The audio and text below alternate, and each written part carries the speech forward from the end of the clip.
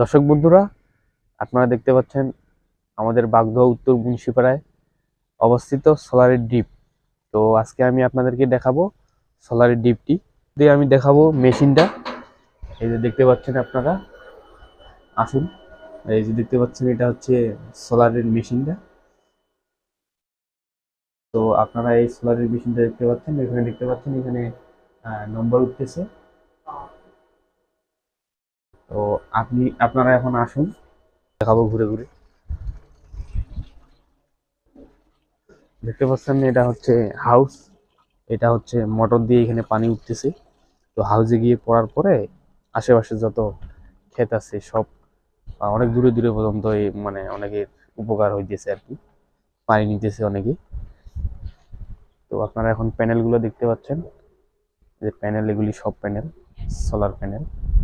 তো এগুলো এই রোদ উঠলে আর কি অনেক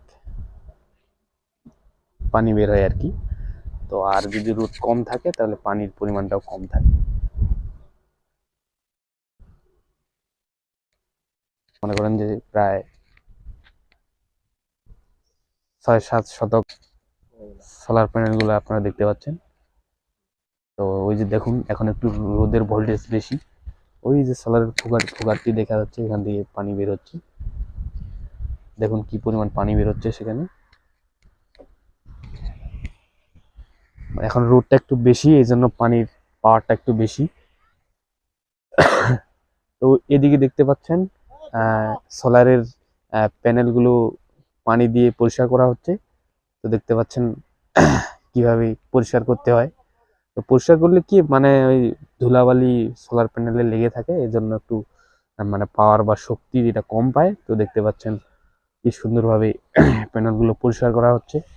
তো আপনারা দেখতে পাচ্ছেন।